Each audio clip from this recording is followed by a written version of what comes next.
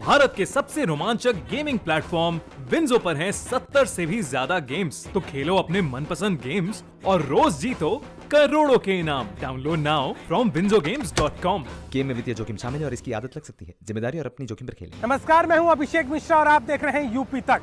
UP तक में आज हम बात करेंगे उत्तर प्रदेश में चल रहे कोरोना के टीकाकरण को लेकर, जहां कई राज्यों ने अपने राज्य में कोरोना के टीका की कमी की शिकायत की। ये मामला सामने आया महाराष्ट्र से, उसके बाद में आंध्र प्रदेश, छत्तीसगढ़ और अन्य राज्यों ने भी इस तरीके की आवाजें सामने आने लगी, जहां पर कोरोना के टीका की कमी के चलते लोगों को ये टीका नहीं मिल पा रहा है।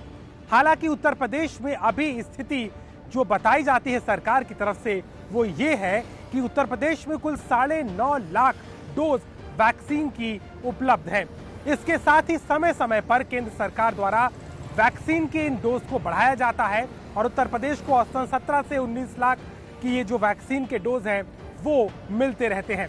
लेकिन जो खबरें कुछ जिलों से आई वो चौंकाने वाली थी।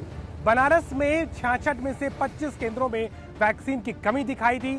इसके साथ ही नोएडा में लगभग 13,000 वैक्सीन का ही डोज बचा हुआ पाया गया और गाजियाबाद में यह आंकड़ा 12,000 के करीब था। ऐसे ही कुछ खबरें जौनपुर और कई इलाकों से भी आई।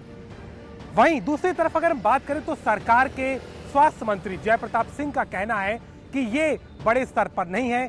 कुछ सेंटर्स पे इस तरह की कमी सामने आई थी, जिसको दूर करने के लिए ग्रामीण इलाकों के सेंटर से इस टीके को यानी इस वैक्सीन को जहां पर कमी हो रही थी वहां पहुंचा दिया गया। लेकिन वहीं दूसरी तरफ उत्तर प्रदेश में लगातार कोरोना के टीका को बढ़ाने के लिए कवायद चल रही है, अभियान चलाया जा रहा है और एक चरणबद्ध तरीके से अलग अलग क्षेत्रों के लोगों को दिनों में बांटकर अब उनको ये वैक्सीन लगाई जा रही है। चाहे वो पत्रकार हो, चाहे एडवोकेट्स या दुकानदार या अन्य पेशेवर लोग, उनको ये टीका दिया जा रहा है। लेकिन वही वैक्सीन की कम होती मात्रा ने भी सरकार के आगे चिंता खड़ी कर दी है।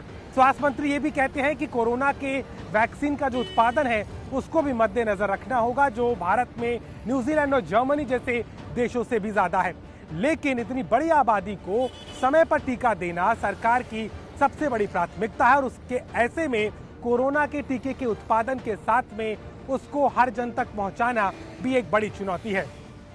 सरकार का दावा है कि उत्तर प्रदेश में रोजाना 3 लाख लोगों को ये वैक्सीन दी जाती है और आने वाले दिनों में जो आंकड़ा है वो 4.22 करोड़ का सरकार ने रखा है, जिसमें 45 वर्ष से ज्यादा की आयु के लोगों को ये वैक्सीन दी जानी है। लेकिन जिस तरीके की खबरें हमें मिल रही हैं और इसके साथ ही साथ बाकी राज्यों ने खास तौर पर अपने राज्य में कोरोना के टीके की कमी की बात कही, वो एक बड़ा सवाल है।